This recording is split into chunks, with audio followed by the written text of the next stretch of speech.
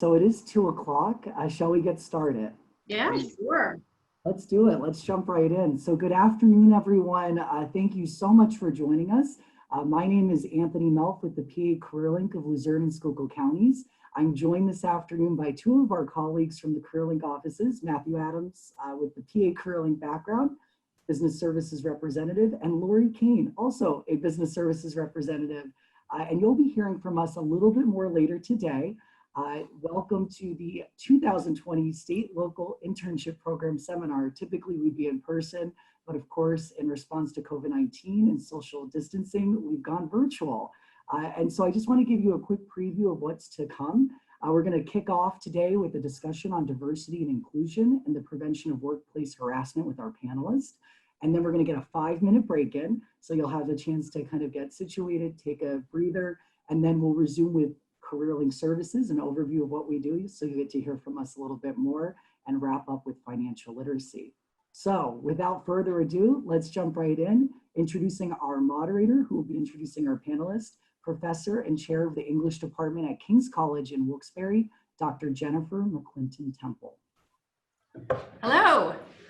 As Anthony said, I am a professor at King's College in Wilkes-Barre. I've been a professor there for, I'm about to enter my 20th year of teaching at King's. And before that, I taught college as a teaching assistant for 4 or 5 years. So it's getting close to 25 years of experience with people in this age group. So I feel very passionate about being involved in and helping improve the lives of people who are, you know, in that 18 to 22, 18 to 24 bracket. It's something that I have a lot of experience with and something that really drives me in terms of my career. And just a little personal note, Anthony was one of my students.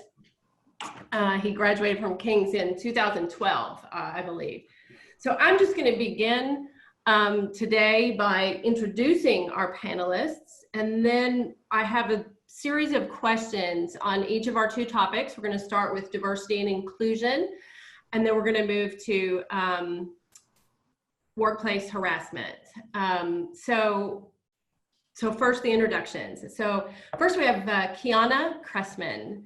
She is, so Kiana, I don't know if you can see her, but Kiana is the Executive Director of Donor Operations at Miller Keystone Blood Center and founder of Emerge Enterprise Media, LLC. Next, we have Amy Gravino. Amy is an international speaker. She is an autism sexuality advocate and a relationship coach at Rutgers University. And Amy was also one of my students. Oh, awesome. 2005. And then finally, we have Raina Kimso, who is the Director of Human Resources at EDSI, a national workforce development, talent solutions, and consulting company. So we're all happy to be here, happy to help, and we'll go ahead and get started. So we're going to start with this topic of diversity and inclusion. And I am going to start with Kiana on the first question. So the first question I have is, what does the term diversity, when applied to a workplace, mean to you? And follow up, why is it so important? So Kiana, take it away. Okay, so diversity in the workplace to me is defined as an organization composed of employees with varying characteristics, with different sexual orientations, races, cultures, socioeconomic backgrounds, ethnic backgrounds, gender, and so much more. And it's critically important that we not only identify, but embrace and integrate these into our workplaces, because the differences, the good, unique differences that others bring helps an organization or workplace reach its fullest potential.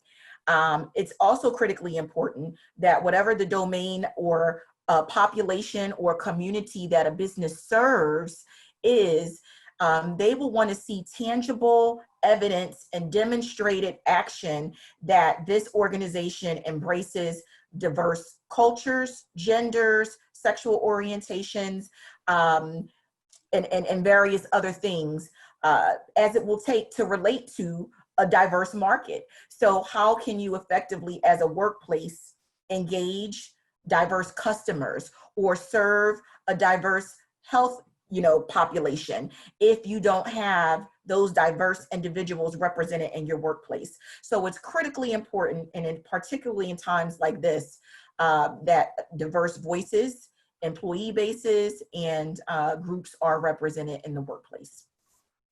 Thank you. And I wanted to say, before I ask any of our other panelists if they have anything to add, for the attendees, if you have a question for any of the panelists, please use the Q&A function and just type it in, and I'll see the question, and I'll be able to make sure that it either gets answered via typing or is actually answered live. So thank you, Kiana, for that excellent answer. Amy, do you have anything that you would like to add there? Can you do me a favor and restate the question just so I can hear it again? Sure. So the question is, what does the term diversity, when applied to a workplace, mean to you? And why do you think it's so important? Well, diversity to me, especially in a workplace, but in any environment, is about representing different points of view, different life experiences, different places that people are coming from, be it because of an ethnic difference or disability difference or whatever it may be, that come together in this environment to make it better than what it is. I think that's the key here, is that diversity doesn't just mean having people of different races and religions and abilities in that workplace. It's about listening to their voices, embracing their voices, and using what people have to say to make that workplace better than what it would have been without those people there. And I think, so people kind of get stuck on the idea of diversity. It's like United Colors of Benetton poster, right? That's a flat, one-dimensional poster. You can see all the people in it who represent different backgrounds, but you want 3 dimensions when it comes to diversity. You want it to be that it's not just filling a quota, so to speak. It's about having those people represented and having those voices held up and taken seriously in the workplace. And from my background as someone on the autism spectrum and working in disability, those voices are often not always listened to in workplace environments. So I am very passionate about that as well, and getting those voices heard. Right. So both of our first speakers have brought up diversity is not just, it's not about quotas. It's not about kind of a token representation, which is how some people think about it. It's about making organizations stronger by bringing in different voices. Raina, did you have anything to add to the answers? I think Amy and Kiana answered the question well. I think it's where team members feel comfortable. They're working there. They can be themselves, and they're just adding on to the company. So I actually have a question from one of our attendees, which is a really it's a big question. The question is, how can we as young people implement change in a tangible way in a community that is slow to change? I actually would be interested in seeing a community that's not slow to change. I think that most of our communities are kind of entrenched. And I'm going to do an annoying college professor thing, and I'm going to say, can we wait till we get down to question 3? Because I think we're going to be addressing that when we get to question 3. But if not, go ahead and ask it again. Before we move on to the second question, I wanted to, I've read some things about the importance of diversity in the workplace. One of the things that I've read is that Fortune 500 companies that have diverse boards actually make greater profits than Fortune 500 companies that don't have diverse boards. I know that sometimes the diversity can be pushed against something like profit, that the one thing is more important than the other. And I think it's really instructive for people to know that these things actually go together, that diversity makes institutions work better, whether the institutions are for profit or not. Let's move to question 2 here. So question 2 is, what are some good examples you have seen of inclusive workplaces? There are a couple of follow-ups. What should interns looking for inclusive workplaces look for? What questions should they ask the company and themselves? So this question goes to, you're an intern, you're new. What should you be looking for to determine whether or not an institution is committed to diversity and inclusion? And we'll start with Raina. So I would look at the team as you come into the organization or you do your research, check out their culture, their values, their mission statement, but also their representation, right? Is it diverse? Are you seeing people from entry level to the leadership team? Is there just, one gender, or is there more diversity there and everybody's being represented? But at the same time, also, what are they doing to make sure to ensure that everybody is comfortable, is accepted and invited into the culture of the organization?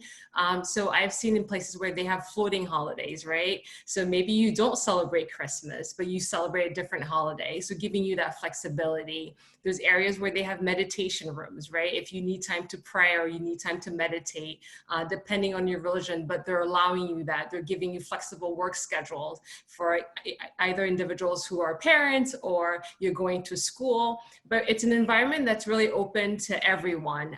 So no matter who you are, we're saying it's a comfortable place. We're gonna adjust, we're gonna allow for continuous improvement, where if you see something that's missing, you wanna make a suggestion, a recommendation, you can do so freely, where the team members are being surveyed, we're asking good questions, we're asking what their needs are, and we're having conversation moving towards change. Change doesn't happen overnight, but obviously it's an environment where they want to hear what you're thinking, how you feel, and they're taking clear steps to make sure that that happens.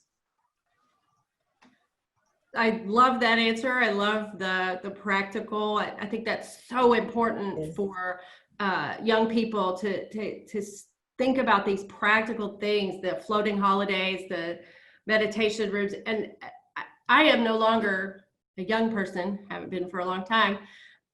I love my job at King's, but I have to say that if I were to, for whatever reason, go back on the job market today, and I saw that the college to which I was applying had no female academic administrators, and no academic administrators that were people of color. So in other words, every single academic administrator at King's is a white, in a way it would not have 20 years ago. I have learned to look for those kind of things. So I really love that answer, because it's one that I had to kind of come to on my own. Kiana, do you have anything to add to what Raina said? Remember, we're thinking about what should people look for. And great response, Raina, and to also speak to what Amy mentioned, that it's not just about ethnicity, or it's also about your voice. So it's important that you look at their marketing as well. Like what is the imagery like that these organizations represent? What do their billboards, look at their website?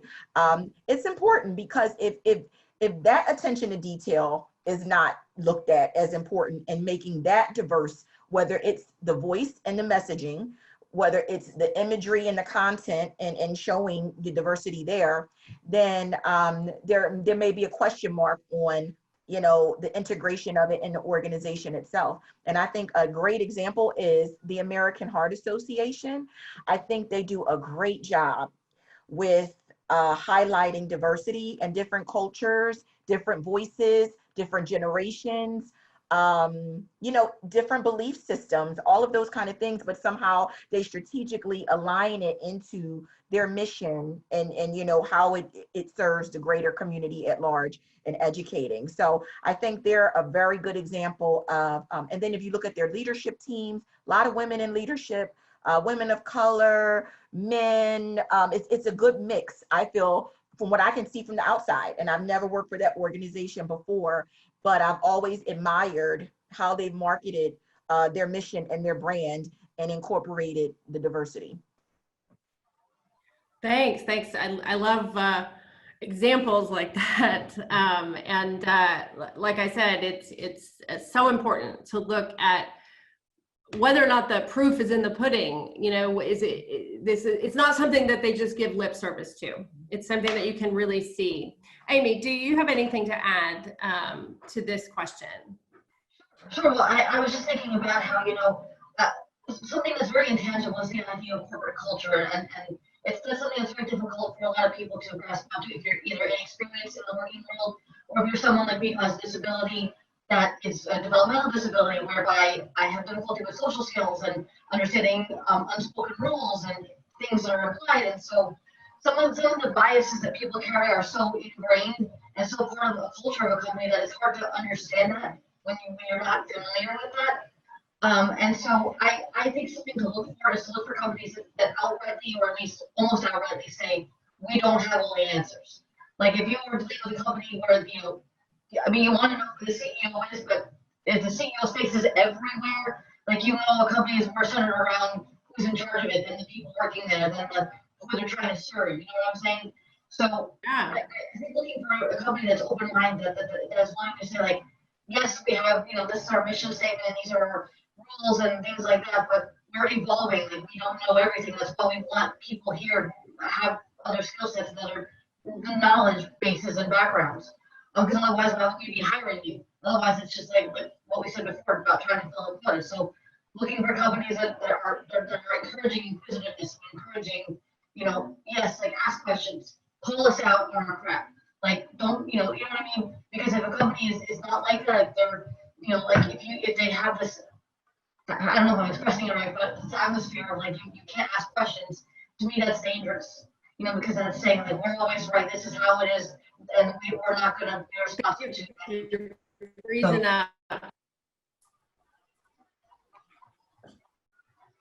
Did someone say something?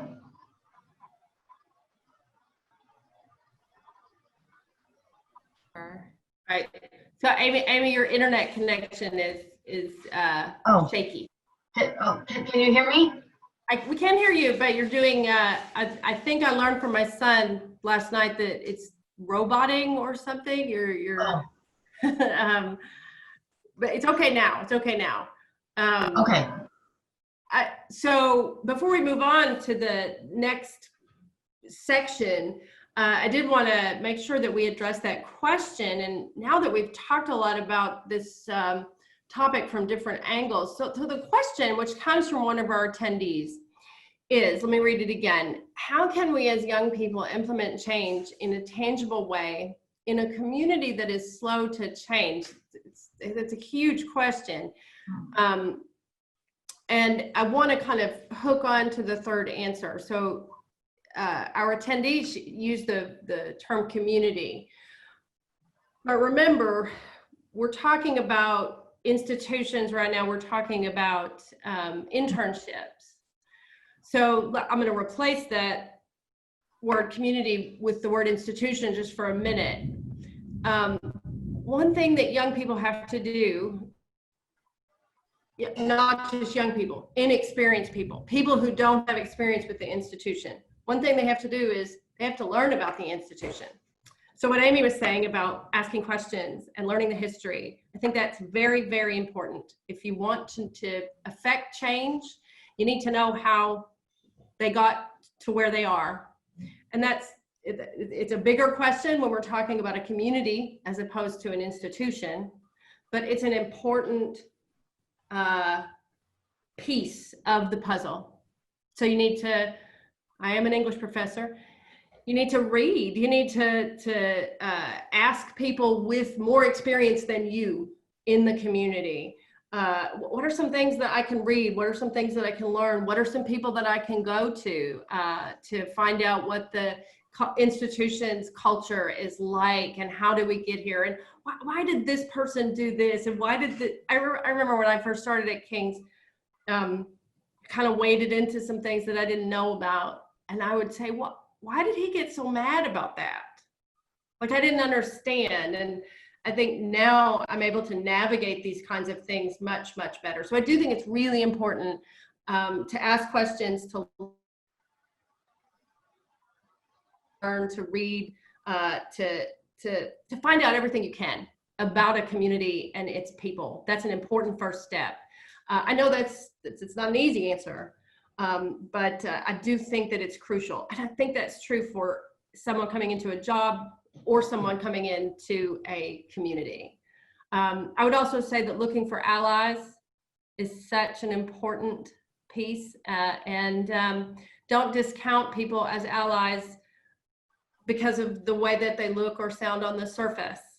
We're talking about diversity and inclusion, and don't judge a book by its cover in that way either, because you don't know when someone might absolutely be on your side until you've sat down and had a conversation with them. And I think that's important as well. So don't assume that someone, because they're older than you, or because they're a different religion than you, or because they are of a different race than you, don't assume that they're going to have, don't assume their opinions. Ask them what their opinions are. I think those are two important sort of beginning steps.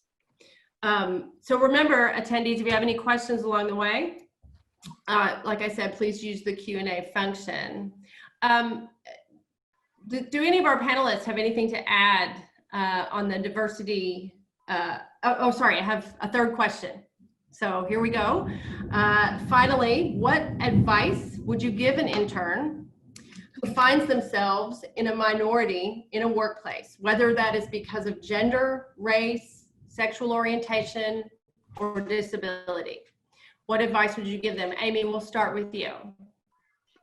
So if you're an intern and you find yourself in a minority in a workplace, you may find that the people around you would expect you to be the ambassador for everybody who is your minority, but no one person can represent everyone. Like you know, I have autism. I don't speak for every single person who's autistic.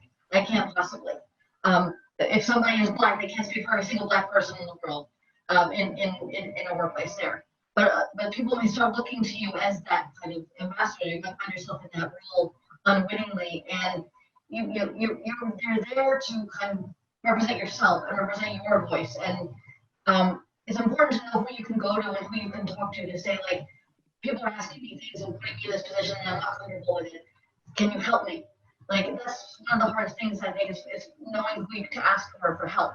And that goes double if not triple for folks with disabilities, folks on the autism spectrum, again, who have that difficulty with the social curriculum and the social rules of the workplace.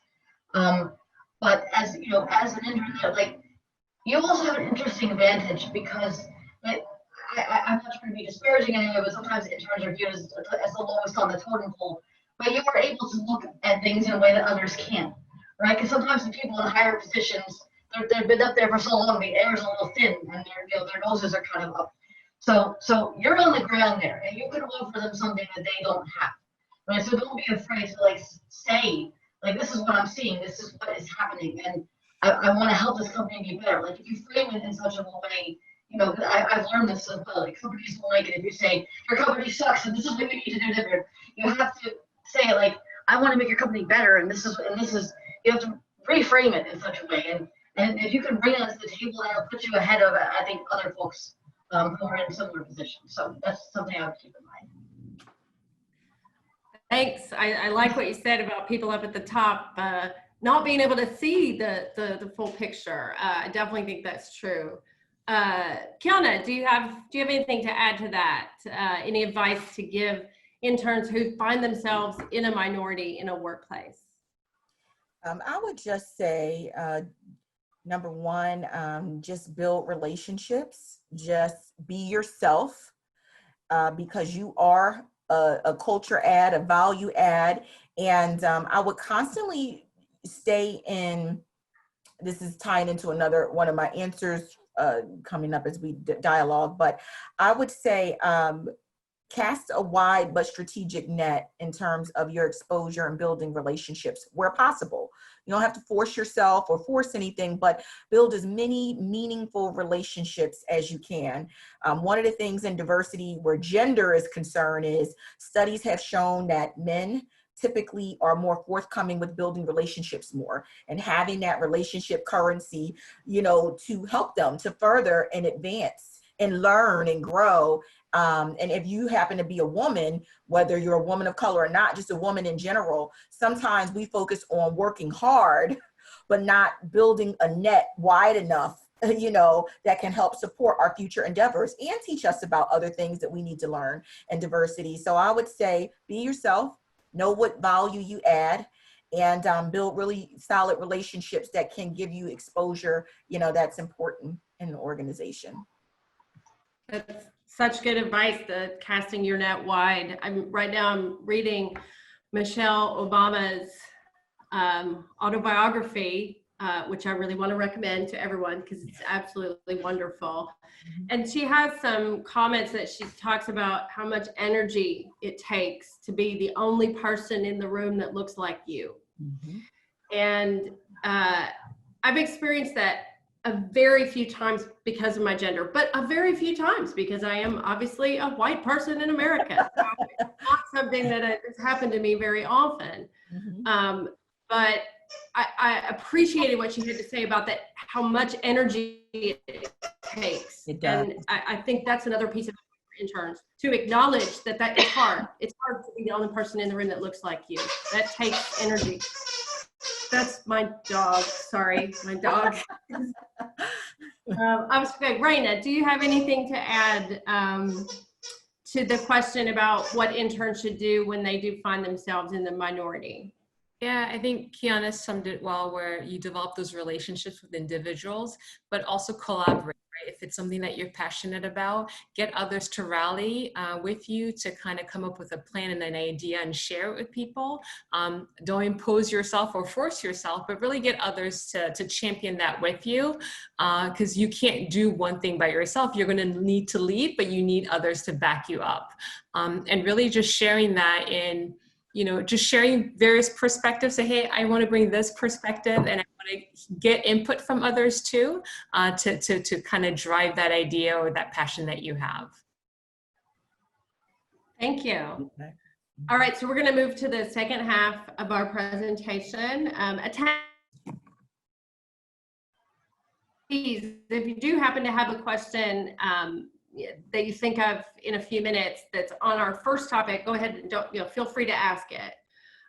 So we're going to move on to our topic of preventing or avoiding workplace harassment. It's kind of an interesting way to title the section because obviously everyone wants to avoid it. I have some trepidation about helping interns figure out how to prevent it because I don't want it to seem like it's on the intern to prevent it. I do think there are some things that you can do to protect yourself, but so I guess in general, we're just going to be talking about the subject. This is about educating yourself. So we'll start with another pretty basic question. How would you define workplace harassment, and what rights do employees have regarding workplace harassment? So Raina, we'll start with you. Yeah, so I would say it's the discrimination, mistreatment of employees based on their race, gender, age, and disability. It's illegal, right? So all employees have the right to be protected, to feel safe at work. So from any harassment or anything going on. So I would always encourage people to review your handbook, the manual that they give you, so you have a clear understanding what the protocol is, what the steps are. If you feel like something has happened that you're uncomfortable with, talking to the leader, following the proper steps, but really educate yourself to know, didn't feel right, that wasn't okay, but what does the policy say? What does the policy, what's in the policy manual? Make sure that you are familiar with that and that you bring that to talk to somebody. If you're not comfortable talking to your direct supervisor, talk to a peer, talk to a colleague, and really just kind of educate yourself on that. Okay, thank you. Yeah, so workplace harassment, we're not just talking about sexual harassment. We're talking, although that's certainly an important component, but we're talking about any kind of harassment because interns and other employees have the right to protect themselves from any kind of workplace harassment. Sometimes it's sometimes called workplace bullying. I know they're not exactly the same, but and that kind of problem can arise from lots of different places, not just issues that involve sexual harassment. Amy, do you have anything to add here to this issue of the definition of workplace harassment? Sure. Well, I mean, I could talk about this all day because especially when we're talking about people with disabilities and people on the autism spectrum, we're often not, we may not even know we're being harassed when we're being harassed, because a lot of times people with developmental disabilities are not told this is, you know, when we use the word bullying, right? Often bullying almost minimizes what it is because we think of it as something that happens in school. But it is harassment. It was harassment then, and it's still harassment when you're an adult, and it's happening in the workplace. And it's not okay. But often, you know, we're made to feel that we don't have any kind of recourse. And when you grow up, you know, being somebody who is disabled, being someone who's on the spectrum, like you're almost so used to hearing criticisms about who you are and the way that you think and the way you see the world all the time. And so it doesn't occur to you that like this is not okay because it's almost normal at a certain point, and you wind up excusing things because you're so enmeshed in it. And then what happens in the workplace, when you're in school, when you are disabled, when you're on the autism spectrum, you have what's called an IEP, which is an individualized education plan. And so everybody knows that this is what your diagnosis is, and these are the supports you need, and this and that. When you go off into the workplace, suddenly you have to advocate all for yourself. You have to be able to do that yourself. And so, like, randomly you're talking about reading the handbook, you know, that's something that not a lot of people who are disabled may even know is something that exists, that there's a book that lays all this out, and then what, you know, who do you contact them if you're being harassed, and what do you do? And so all of this is stuff that has to be much more explicitly explained to people who are on the spectrum, who are disabled, and then it can be even heard and be taken seriously as well when you're considered an unreliable reporter, right, of your own situation. Well, she's autistic. She didn't understand what we were saying. You know, she didn't get the joke. But it wasn't a joke. It's harassment. And so, but unfortunately, when you're dealing with a supervisor who may carry the same biases as the people committing the harassment, it can be hard to have that then taken seriously. So then, what do you do next? Where do you take it next? What's the next level up? So, yeah, harassment is multifaceted. In my opinion, it has a lot of layers. It can be very insidious, as we know, whether you're a person of color or you're disabled, how you're harassed, and then figuring out how to cope with that and deal with that is also very challenging. Depending on who you are. So there's a lot, but it's definitely, you know, and it looks different depending on who you are and how it's coming at you. But just let people know that's what it can be like for some folks on the spectrum. Yeah, I can really relate to what you said about jokes. And I relate to that as a woman, right? You were talking about it in the context of disability. I'm sure that as a fellow woman, you've also heard jokes that come from that angle, right? Oh, that was just a joke. Can't you take a joke? But typically companies will have policies against that kind of hostile workplace. And it is, as Raina said in the beginning of her answer, it is important to familiarize yourself with those policies. It's not okay for someone to make offensive jokes in the workplace. That's not okay. Kiana, do you have anything to add to this question? No, I don't. I think that Raina and Amy covered everything, and particularly what Raina was saying about being aware of the handbook policies and procedures. And like you mentioned, it's not just sexual, but other types of harassing, bullying, all of those other kind of things. Really know your rights. And don't wait on someone to just educate you on the whole process. Really know the company's core values and their policies and procedures. I just wanted to add that me in my 20s would have heard like a joke thing and would have been upset and been too afraid to say anything because of wanting to fit in, wanting to be accepted, and because of my negative experiences with employment, as many people on the spectrum do have. Me in my 30s now would be like, no, it's not funny, shut up. But that's where we are now. You know, I know to approach things through with a change of career and whatnot, but I'm much more upfront now than I'm being confident. You do learn as you get older. You Yes. learn that you don't have to listen to that, or you don't have to take that, and it's much harder when you're younger. All right, so let's move to the next question, which is about advice. So what advice would we give to an intern who feels they are being harassed? So Amy, we'll start with you.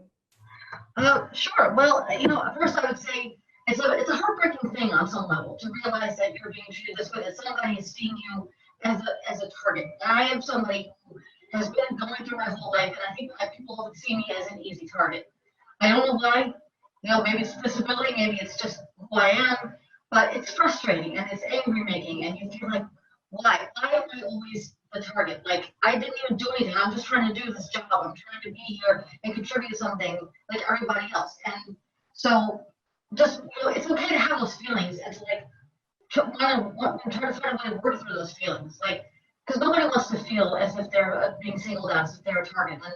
And then the next thing to do is to take those feelings, take that anger, and do something with it, and take action with it. And how do you do that? Like, that's the question, I guess. As I had said previously, like knowing who you can talk to, who can you trust, who can you confide in and say, I'm being harassed, and can you help me? Or can you tell me what I should do next?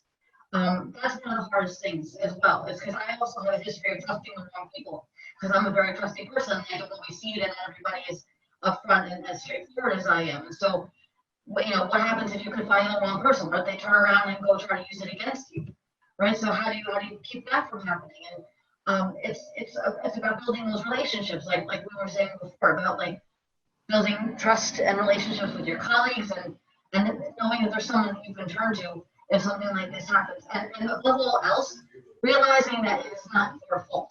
If you are being harassed, it is not your fault. And I know that sounds really basic, and like, of course, it's not my fault. But so many people, especially people with disabilities and people on the spectrum, assume everything is their fault because that's how we've been treated our whole lives. Like, everyone is broken, everyone is different. So something's wrong with you, therefore it's because of you that you're being harassed. But it is not your fault. Do not for a second believe that it is your fault that you're being harassed, but believe that you have the power to do something about it. Right.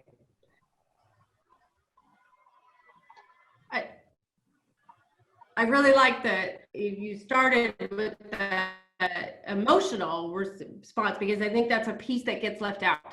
And I think it's important to acknowledge how devastating it can be to find yourself in that position. It does make you angry, and it is frustrating. So I think that we need to acknowledge that emotional advice. But I'll slide over to Raina, our human resources professional, so that we can also get the practical advice. Yes. Yeah, so I encourage you, if you feel like you've been harassed, to sit down, to write down what took place, what happened, because it's fresh in your mind. Just put it on paper, and then talk to, if it's your immediate supervisor or a colleague, and share what happened. Again, I think it's really important to know the process and the steps. So really, when you're handed that manual, the company manual, the policy, the handbook, please read it through, understand what the process is and the right protocol, and then submit your, just share what took place, what happened, and then just to make sure that there is follow-up, right? So sometimes you can submit that, they'll investigate, they'll do research, and if you're comfortable, let them know what took place and who did what. If you want to remain anonymous, it's an option that you also have.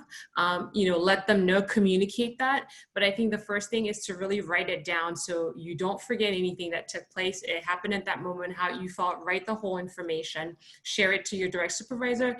You can reach out to HR, but really just follow the process, the steps taken, so that also holds the company accountable and for them to do something.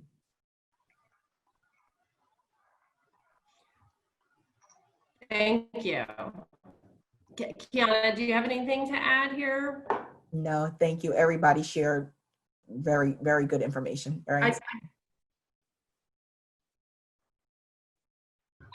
I do want to throw out two things here. One, for interns who are students at colleges, which I believe the vast majority of our audience falls into that category. In addition to having the human resources that you should have with any company that you're interning for, You also have resources at your college. So the Title IX coordinator at your college would be someone that could be a great resource for you if you found yourself in a situation where you thought you were being harassed. And so that's going to be a different person for each campus, but you can reach out to your internship coordinator to find out who that person is. And it's just like another layer of protection that any college student would have through their home institution. And, you know, for some students, you might feel more comfortable doing that than going directly to human resources at the institution. And then the other thing I wanted to throw in there before we get to this next question, or to the last question in this section, we've been talking about how to avoid or what to do if you are harassed. But I also want to talk just a little bit about how not to be the harasser. And I'll come at this from a perspective of generosity. I would hope that no one wants to go into an internship trying to harass others. And so I actually am kind of throwing this out there. I'm, you know, calling an audible, to use a sports metaphor.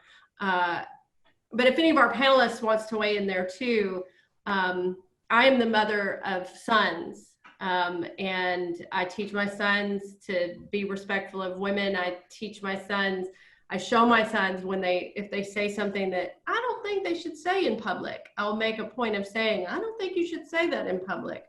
And I kind of would take the same approach with my students or with interns that I was trying to help. The behavior that you exhibit with your friends is obviously not the behavior that you should be exhibiting in a professional setting.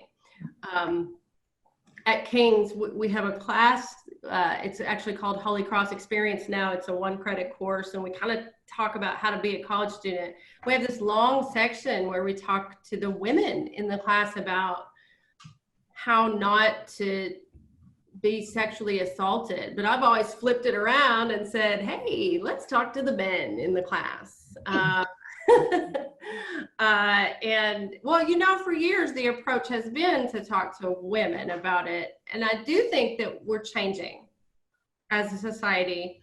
So I just wanted to throw that out there to our audience, that obviously you don't want to be harassed, but you also don't want to inadvertently create an uncomfortable situation for one of your fellow employees or one of your fellow interns. So you're going to do the same thing. You're going to go read that handbook. You're going to read those policies, and you're going to educate yourself before you begin, so that you don't wind up stepping into it and being the perpetrator. Do any of our panelists have anything to add there? Yeah, if I could just add that understanding also professional boundaries, right? Because you're in a work setting. Your colleagues, you can have a great rapport with them, but you're not their friend, right? You need to have that professional relationship. The norms that are okay in terms of friendship outside of work may not apply to the workplace. So just being aware of those. A lot of companies offer trainings with, you know, professional boundaries, sexual harassment, diversity and inclusion. So really, you know, if they offer it, attend, read the information, make yourself familiar with the policy, the handbook, but just really thinking, I'm in a work setting and there are certain norms and expectations in terms of professionalism that need to be followed. Anybody else have anything to add? That was excellent, Raina. Yeah, that was excellent, Raina. Shared as well, Jennifer. Yes, thank you. And also, I would think even as an intern, everything that Raina said would be sort of doubled, because any employee should be doing that. But as an intern, you don't know the culture. Mm-hmm. You're new, and so make sure that you have educated yourself. So our final question today is as follows. Interns should not have to protect themselves from harassment, but what advice would you give interns on helping them cultivate a supportive network and have a positive experience? So we'll start with Kiana. Honestly, around this one, I think it's pretty much been answered in a lot of the other responses that have been given. My first advice would be, once again, to just learn the handbook, policies, and procedures for yourself. I know there's usually orientations and all of those things that happen, but it's really important to take the initiative to learn, like I said, the values of the organization, which is typically on the website, and then the handbook as well. Build those solid relationships and alliances, like invest in your network where you can, and including with human resources, getting to know the human resources managers, professionals, or representatives in the organization or company, key decision makers. That's really important as well. So that way, you have that network of support. And I would also say of employees at all levels of the organization, because you'd be amazed at what you learn based on people's tenure with the company, or, how new or how long they may have been with the organization. So relationships are really a critical component to build a supportive network that you can continue to grow and cultivate and create that positive experience. So as I mentioned, cast a wide but strategic net. Like, how can, you also add value to the relationship, and then how can they help and support, your growth on your journey as well. Thank you. I think that the relationships piece is so important to both sections of our seminar today. Look for people that impress you. Look for people that are obviously people who are looked up to in the organization. And try not, I know this is hard, try to overcome shyness if that's something that is, holds you back. I find students more so now than 10, 20 years ago, it's hard for them to speak up. And I'm not sure why. I might blame it on texting. That people are less used to looking other people in the eye and saying, hey, could we go have coffee sometime? But those kind of casual encounters can be a really good way to build the kind of relationship that Kiana is talking about. And those relationships can last beyond the internship. That's a good point, Jennifer. Great point. Okay. And Raina, Amy, do you have anything to add to this question about creating a supportive network and having a positive experience? Yeah, I mean, I would ask for mentors, right? Ask if there's somebody who's willing to mentor you, whether they work for the company or outside the company. It would be great to have somebody to bounce ideas off. And then also have a curious mind, an inquisitive mind, wanting to learn, being open, and also asking, have there been other interns here who've been hired by the company who are growing and are tenured staff, right? So talk to them about their journey and their growth and saying, okay, is this a great fit for me? Do I want to continue pursuing this opportunity here? And learning from them, right? So if somebody interned there and they were hired and they've been with the company for 10 years, ask those questions about their journey and seeing how you can, what you can learn from that and use that to benefit you as well. Excellent. Thank you. Such a good point. Amy, do you have anything to add? Sure. I just touch on something actually you were saying a minute ago about the difficulty that interns have in speaking up and looking people in the eye. One of the hallmarks of autism that a lot of people struggle with is making eye contact, and we have to kind of not emphasize that so much, because just because somebody might have difficulty making eye contact, it doesn't mean they're not interested or they're not listening. And it's more about valuing other people and about physically being able to make that eye contact. And it's somebody earlier in the Q&A was talking about how you shift the culture that is still sort of changed. I went to college in NEPA in 2011, and it was still 1985 there as far as I was concerned. So with the hair I was seeing, so I know that it's sort of changed. I know very well. And it's when you're in a company, you can't move mountains all by yourself. You can't change the entire culture of a company on your own. That's something that is a much larger and gradual process. It's like moving a glacier. But you can be a model of change. You can be an ambassador of change yourself. Like if you're there and you can show the company what it can be, what it should be. Like that's something that people can look to and say, like, this is the example this person is setting. And sure, it's hard to do that all on your own again, but that's you're the future here, guys, right? You're the ones who are going to be taking us into the next decades ahead. And so it's and I know maybe it's hard to speak up as well, and especially for folks on the spectrum, it's difficult to speak up because you're made to feel like your voice doesn't matter. Like you don't have a place to speak up. You don't have a right to speak up. And that's become, I think, even more prevalent now because, jobs are also harder to come by. People feel like they want to hold on to the job they have. The economy is in the toilet, and people don't want to get fired because they spoke up and said something. But for every person, if you're able to say something, there are 5 or 10 other people who can't speak up. So you are speaking not just for yourself, but for others who are not able to speak up in that moment, right? So your voice carries so much further and wider than you even realize. It's valuable because it is speaking up for other people who can't do the same at that moment. Right. I can't believe I used that phrase about look people in the eye talking to you, Amy.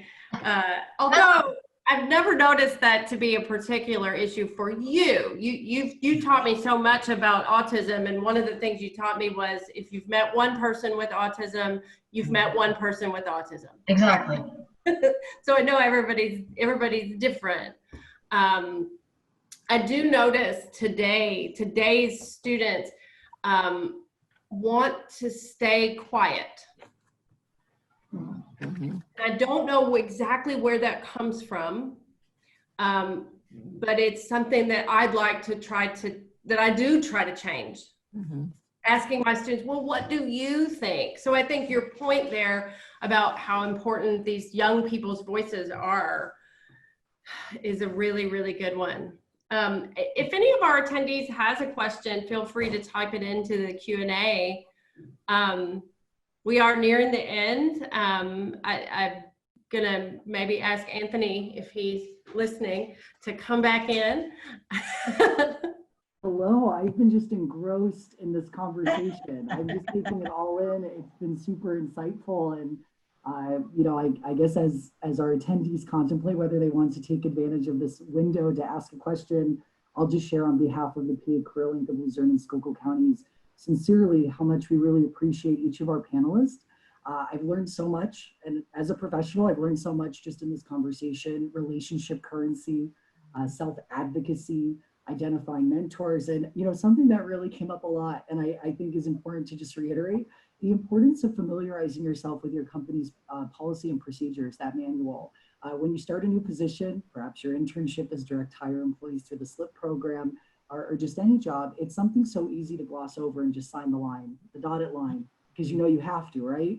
However, how much did you really take the time to familiarize yourself with that content so that you can use it when you need it? So sincerest gratitude to Raina, Kiana, and Amy for sharing your lived experiences, both personally and professionally, your knowledge, your expertise, and of course, Dr. Jennifer McClinton Temple for your research, your insight, and guidance through this conversation.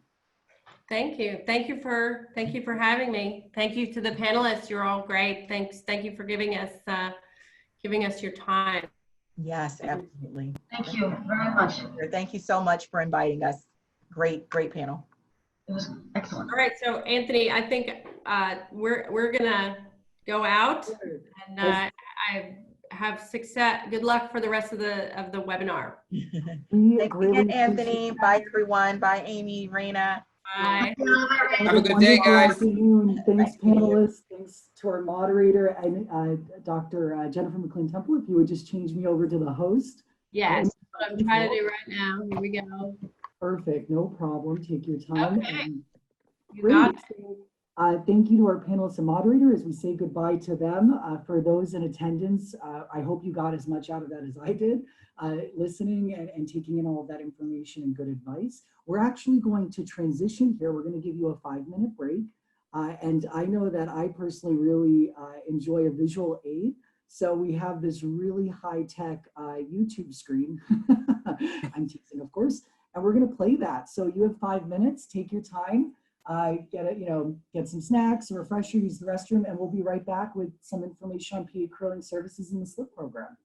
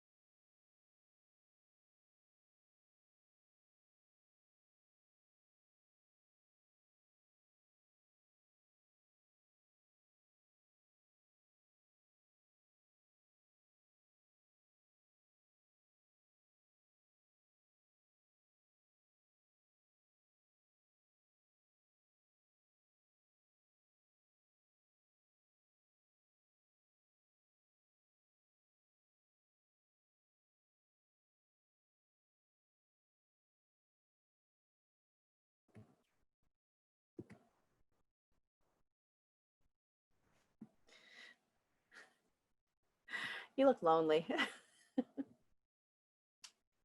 I'm leaving.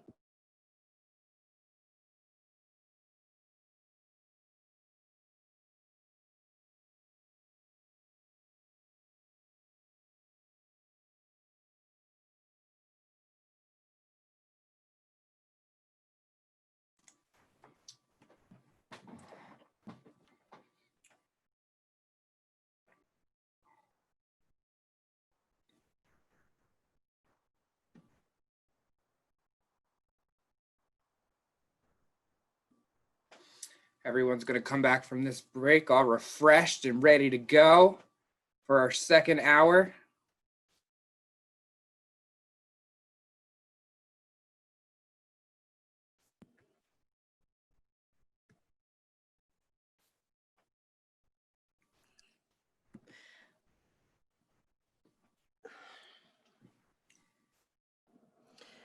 So then when you enable the host sharing, I'll just go down and share a screen and click on that and then we'll be good. That's it, right? Yep. Okay.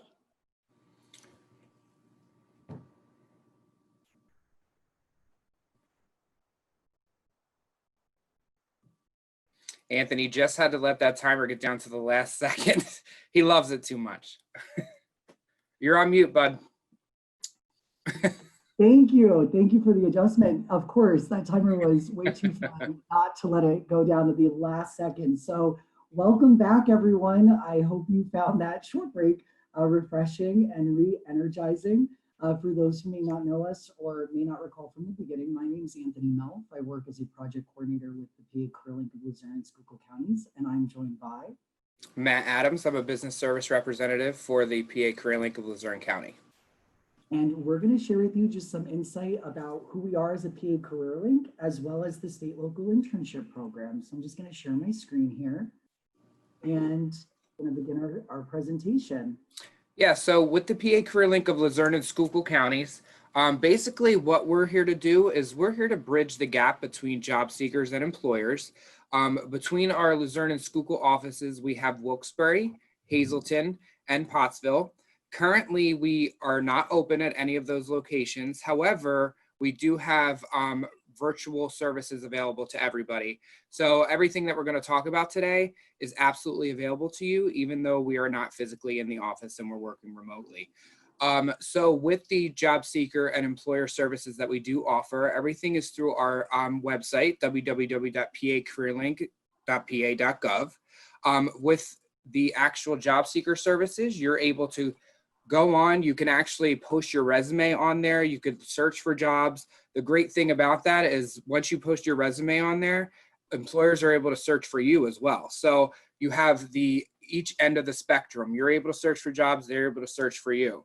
We have virtual workshops available to our job seekers. They can include resume writing, interviewing skills, stress management. That's just to name a few. One of my favorites is Find Your Fit, because if you're not sure what you want to do with the rest of your life, you can actually go to this workshop and kind of see what direction you should be taking. So it's great. So job seekers and employers also have the option to be added to our email list. And these email lists actually include current job postings. We have virtual job fairs that we host for the employers. You're able to attend those, learn about the actual employer, and then you can ask questions to them. And then if you want to set up a one-on-one interview, you have that option as well. That you can also sign up for the workshops on our website. We also encourage everyone to follow us on social media. This is like how we get a lot of our news out. So we have a Facebook, Instagram, Twitter, and a LinkedIn. So if you want to get the most up-to-date information, you can join our email list. You can also go follow us on social media. And if you do have any questions about doing any of those things, or you want to join the email list, please don't hesitate to reach out to Anthony or myself, which we will be giving you our contact information at the end of this PowerPoint. Awesome. Thank you very much, Matt. And so the PA Career Link offices in Wilkes-Barre, Hazleton, and Pottsville are the three PA Career Link offices in Luzerne and Schuylkill counties. And they're overseen by a private nonprofit corporation known as the Luzerne Schuylkill Workforce Development Board. And so the way it works is that federal funding and any monies that are dedicated to the public workforce system get issued from the federal government to your state government. And then the state government, so the Commonwealth of Pennsylvania for us, distributes that across different workforce areas. So the entire Commonwealth is divided into these regions. And for us, we're grouped together between Luzerne and Schuylkill counties. And it's the Luzerne Schuylkill Workforce Development Board's role to oversee that funding from the federal government and the state to make sure that programs are implemented to support the local economy, right? To provide the services that Matt described for job seekers and employers. And so actually there are 22 workforce development boards in Pennsylvania, and of those 22, 21 applied for the state local internship program grant, which is specific to Pennsylvania. There are similar types of funding in other states that may go by different names. And we are, of course, one of those boards that did receive funding, which actually supports your internships, which is why we're here today. So the 2020 state local internship program was funded at $4.7 million statewide. And what that funding does is it incentivizes employers in our community between Luzerne and Schuylkill to offer 8-week internships. And the goal of these internships is to really connect you with local opportunities at home that could help you develop your career path, right? So that maybe if you are someone on this call that is attending school outside of the area, we hope that you find that maybe some career paths may be at home for you upon completing your schooling. And for anyone who is home, you don't have to travel far to have a successful career. So we hope you're finding that. And through the state local internship program, it also encourages professional development opportunities such as our seminar this afternoon. You're seeing to the left there a picture from last year's seminar. So when we had the pleasure of being in person, we did this, we had some networking opportunities, different local professionals, but we're doing our best virtually and in a storm. So I'm glad to see our connection is holding. So another thing that we really want to encourage you to do in highlighting the program, we really want to make sure that the Commonwealth of Pennsylvania knows that you are having positive experiences, right? Because if they know that and they know that the program is successful in its intention, then they'll continue to allocate funding towards this end. So right. So we want, if you have a few moments, please capture your experiences at your internship. You can write a blog or just a post on LinkedIn, for example, and we encourage you to share that link with us so that we can, amplify your voice through our social media platforms that Matt described earlier. It's a great way for you to engage and connect with the local professionals or professionals in your networking, group, but also it's a chance for you to highlight the organization or company that you're interning with. So even if it's a post about your experience this afternoon, maybe some insights from the conversation that we just listened to, right? Please jot it down and tag us. Let us know that you did that, because of course we do want to share that and capture that information. Another thing that you may be privy to, you may have received an email about, but as we were talking about earlier, when you start a new job or an internship, you may be inundated with so many different emails and paperwork that we did want to remind you something for fun. We do have an ongoing TikTok challenge. So for those who don't know, but I think most of you probably are somewhat familiar with, TikTok is just another social media platform to record short form videos. And we're challenging you to submit a video through TikTok that promotes summer internships. And the criteria for this contest to promote summer internships are creativity, positivity, tasteful humor, and entertainment value. So have some fun with it. And we do ask that you hashtag slip, hashtag PA summer interns, hashtag slip TikTok challenge. Of all of the submissions, which we will go through and we will share through our social media, Facebook, Twitter, Instagram, we will have our partner in this challenge, this contest, Co-Creative, a full services creative agency based in downtown Wilkes-Barre, but serving clients across the region, evaluate the videos, and they will issue $50 to the winner, and we'll make that announcement that second week in July after the 4th. So the deadline is Monday, July 6th at noon.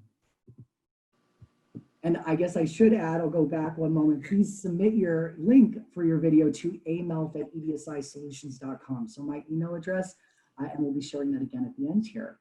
Another important date for our interns on the call today is National Intern Day. So Thursday, July 30th, the PA Department of Labor and Industry will actually be hosting different activities online. Specifically, they really lean heavy on their Twitter account. And so we do require your participation in their initiatives. Certainly, if your internship already ends by then, no worries. You're still welcome though to participate. Typically, it's like a Q&A session on their Twitter feed. But we'll also be promoting that campaign on our Facebook and Twitter. So if you do capture your experiences on LinkedIn in a blog post and you follow that guide from earlier, we'll share that again that day, right? Because we really just want to hashtag slip, hashtag PA Summer Interns, and make sure that the Commonwealth knows how successful and positive this program is for all of you. And in conclusion, as promised, here's our contact information. So Matthew Adams, Business Services Rep, phone number and email, as well as my contact information. And both Matt and I are on LinkedIn. So we certainly encourage you to please reach out to us. We'd love to connect with you further. Yes, definitely. And we want to make sure that, you know, with all the things that we're having with the National Intern Day and stuff like that, that kind of stuff may not seem that important, but when we look at going for this funding again next year, this is stuff that we use to show the state how successful we were. So think about your fellow students that next year might be going for an internship. We want to have this money available for them as well. So just think about that, and hopefully we can get your submissions in soon. And then we can celebrate with somebody winning $50. Yeah, so please take up the TikTok challenge, connect with us on LinkedIn. We look forward to hearing from you. And I'm going to just stop sharing this screen. I'll give it one moment here. And now we're going to just check our Q&A. If anyone has any questions, we do welcome them throughout the second portion of the seminar. I don't see any either, which is totally fine. Just please remember you can use our contact information beyond today's seminar if you do have a question. And with that said, we'll move right along. Up next, our colleague, Lori Kane, Business Services Representative at the PA Career Link in Hazleton, and she's going to share with you some insights on financial literacy. Lori, how are you today? I'm doing fantastic. How are you guys? Good. Moving right along. Yes. And Lori, Good. I just made you the host so that you may share your screen and your PowerPoint, and Matt and I will be here the whole time to support, but we're going to go off screen here for a little bit. All righty. There we are. Okay. Thanks, guys. Hello, everybody. You know, it's so strange to talk to a computer screen and not actual faces. This is very unusual, but we'll make it go, and I assure you we will have fun along the way. All right, so my name is Lori Kane, and we're going to talk today about Rockstar Financing, because first of all, congratulations on being part of the SLIP program. This is really a great opportunity for you to take advantage of and learn along the way and network, and then it's going to kind of ease you into that next step, which is that next chapter of life, finding that full-time job. And with that full-time job comes a full-time salary. So I'm going to hopefully give you some tips to help allow you to learn how to put your money to the best use for yourself. So takeaways from today's session. We're going to talk about it's not what you make, it's what you keep versus what you spend that determines your wealth. We're going to talk about money management and how to get the things you want tomorrow by making the right decisions today. So here's a question. Feel free to answer out loud if you'd like. How many of you want to save $1,040 in a year? Okay, you all do. I know you all want to save $1,040. Sounds like a big amount of money to put away, but really it's easy. And here's how you do it. For every Sunday, my husband and I have been doing this for a few years. Every Sunday, we put away a $20 bill. And why we put away that $20 bill is because there's 52 weeks in a year. And 52 weeks times that $20 bill equals $1,040.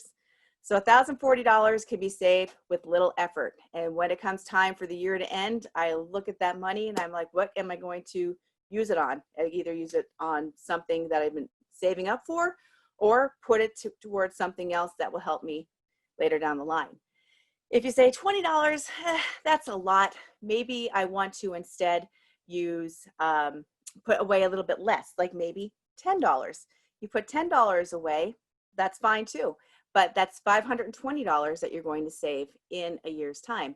And if you say $10 is too much, well, then you are spending your money in all the wrong places, because $10 is not that bad. That could be one meal out. That could be a trip to McDonald's, 2 trips to McDonald's, depending on what you order. So that's a way that you could save that amount of money quickly. Now, money talks. Who doesn't want to earn more, save more, or spend more? We all do. But money can be trouble. You have bills to pay, budgeting to contend with, and credit issues to work with. So with that said, remember, just because you have money doesn't mean you actually have money. And the reason I say that is just because, in particular, some of these celebrities that we all know who they are, and you think, well, they never have to worry about a dollar. That is wrong. Look at Mike Tyson. He declared bankruptcy after earning over, yes, you're reading that correctly, $300 million. He earned over $300 million and he's bankrupt? Obviously something's wrong. Lindsay Lohan, she has more than $500,000 in credit card debt. And Michael Jackson, back in the day, he's no longer with us, but even Michael Jackson, who's had success his entire life between when he first started out as a child singer to what he then became as himself, he had a $25 million loan that he couldn't pay back, and he declared bankruptcy. So with that said, remember, the one who makes the most isn't necessarily the one who has the most. And it's not what you make, it's what you keep versus what you spend that determines your wealth. And don't go out and buy those 15 cars just yet. All right, so let's talk about money management. And the first tool is awareness. Now, you're going to learn a lot of different tips as we continue to roll with this presentation, but one is this: knowledge equals power. It does not matter what you're looking to buy. The more you know about it, the better off you'll be. Back in September, the 2011 iPhone 11 came out. There was a couple different versions. And when that phone did come out, I could have immediately thought, oh, the top of the line is what I need. No, really, it's not what I need. All I need is to be able to use phone services and social media and take pictures with it. So I was able to get that phone at Sam's Club. Thankfully, Matt, who you just met before, Matt was able to steer me in the direction of Sam's Club, which I'm a member of. I bought my cell phone there, and in return, I got a $150 gift card for Sam's Club. So right there is a win-win. I needed the phone, but I'm also getting the bargain on top of that of being able to use $150 down the line for Sam's Club when it comes time to go shopping. Now, other things to think about. Cars. Again, I know I can't see you, you can only see me, but you either own a car, drive your parents' car, but down the line, you will be purchasing a car as long as you are using cars as transportation. I realize not everybody has a car, but one day you're going to end up buying one. And I want to share a story with you so that when the day comes that you're buying your vehicle, that you learn from all the mistakes I almost made. I didn't make one. I actually learned from it, and I pass it on to you. And in particular, to any of the girls that are on this call, on this webinar, learn from this as well. And here's how it goes. Back in 2004, I bought a brand new Honda CR-V. Absolutely love this vehicle, great car. I drove that car for 9 years. It had 173,000 miles on it. And I decided, it's about time to get a new one. Honda was running a special with an interest rate of 1.9%. And while we'll talk about interest rates a few slides from now, keep this in mind. When you have an interest rate, the lower, the better. So your goal should always be looking for something with a 0% interest. 1.9% isn't 0%, but it's not that bad in regards to what it could be. So I gave my sister my other vehicle, and she's still, her family's still using it. It has over 260,000 miles on it. So I went and decided to get another CR-V. So I went to the car dealership. Now, I might like to add that I smile a lot. Like, I smile all the time. And I walked into the car dealer like this. And when I walked in, I was like, hi, I own a CR-V. And I love my CR-V. And I was hoping we could look at some cars and you can give me some prices, please. Smile, smile, smile. Again, you don't smile. They are not your friend. They're looking to make a sale and get as much commission out of it as possible. So we ended up, the guy took me to go look at cars. We did some test drives. We come back in. When we come in, I met with the sales manager. The sales manager comes out, we chat. He goes back to his office. He comes back in. And when he comes out, he slides a list of numbers to me. And he says, this is what it is for 3 years, 4 years, 5 years. Here's this, and this. What do you think? I was like, I don't know. Because honestly, my head was spinning. He said everything so fast, I couldn't comprehend it. And I said, I need to think it through. I said, I need to go home and talk to my boyfriend about it. I said, not that he makes the decisions, I make my own, but I need to talk it through with somebody else. I said, I'll call you tomorrow. So then I left and I started to drive home. And as I'm driving home, I'm thinking about this and I'm like, wait a minute. He didn't take a single dollar off that price tag. And the more I thought about it, the angrier I got. So I decided that I was now going to go to another Honda dealer. And along the way, I call my friend who happened to be a teacher with business finance. And she says to me, whatever you do, look at truecar.com before you buy. So I said, all right. So I ended up going to the other dealer. And when I get there, I walk in without this smile on my face. I went in like this. And I was like, hi, I'd like to look at a CRV, please. And the guy, he was so sweet. His name was Billy. He's like, come on in. They had one in the showroom. He takes me over to the vehicle, opens the door. He's like, here, have a seat. He's like, have you been in one before? I said, I have. He said, when? I'm like, tonight. Oh, because now he knows that I mean business and that I genuinely want to buy this car. So we go for a test drive. And on the way back, he says to me, so what do you think? I said, I really like it. And he said, so what kind of car payments are you looking at? I look at him and I said, the lowest possible. Because really, why would I want to go and tell him what I'm looking to spend? He's going to make it work for me. And what if I outprice what I'm actually looking to do? So then we pull into the dealership and he says, did the other dealer give you a price? I said, he did. And he said, what did he give you? I look at him and I said, I'll tell you what, you give me your price and I'll let you know if it's better. Like, seriously, why would I tell him what the other car dealer is giving me as a price? Does he think I look dumb? Like, why? So we go in, I sit at his desk, he goes and meets with his sales manager, and then he comes out. And when he comes out, he too slides the paper across the desk, and I look at the number, but I don't show an expression on my face.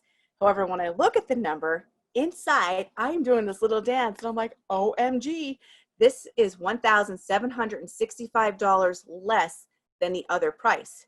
But again, I don't show it. Instead, I look up and I said, seems all right. Do you think you could do better? And the guy was like, you really have a good price here. And if I'm being honest, I know this. I know that Hondas sell themselves and they really don't come down in price, but I expect a couple dollars at least taken off. And by the way, at a later time, one of my friends, he worked for Honda and I told him my story and he told me, you got a really good deal. So anyway, I said to the guy, well, I think I want to think about it. He said, well, you can. He said, just keep in mind that the sale ends on Monday. Now, this was already Friday night. So he said, if you're going to go through with it, you're going to have to put your deposit down. And I was thinking that means I'd have to come back. And I already know I'm more than likely going to buy it. So then I said to him, well, I just want to look at this website first. I said, I guess I can go look at my phone. He's like, here, use my laptop. So I go online and I look at truecar.com. And the price that he gave me came up $4 less than factory invoice. I said, I think I'll take it. And so I did. And that's how I ended up getting my 2013 Honda CR-V. Now, before I finish the story, I want to share with you one other thing. In the fall of 2017, Honda had a deal going on at one of the local dealerships that is near my house now. And they had a 0% interest for 5 years. At that time, I was working for a different employer and was driving constantly with my own vehicle. I had 96,000 miles on my car. And another friend who's a mechanic said, once you hit 100, you're going to depreciate even more. So I went and I looked at that car because I thought within the next 5 years, I'm going to buy another vehicle. Why not get it for 0% interest? And on top of that, where I bought the car, they give you free oil changes. And with all the driving I was doing back then, I was changing my oil every other month, and that was $60 a pop. So those are some additional ways that I kind of thought through. Yes, I'll have a car payment, but in the end, I will save money too. And that's what I'm driving today at 0% interest for 5 years. So let's test your financial awareness. Now, show of hands, you know, at your house, how many of you have a savings account or a checking account? Oh, good. Oh, you don't? Oh, that was good. Thank you for raising your hands. I appreciate that. Oh, we got some more. Thank you, thank you, thank you. Thank you guys. Thank you. So savings accounts and checking accounts, if you do not have one, you want to make sure you put one in place, because honestly, back when I was your age, I worked 2 part-time jobs. One was like 10 hours on a weekend, and another one was on a 1-day where I got paid under the table. And I didn't have a checking account or a savings account. I put my money in a jar. I do not recommend you put your money in a jar. Again, have your savings account or checking account. Something else you might want to do is, if you have something in particular that you're looking to buy, like again, going back to a car, I'll give you a little hint of what I did.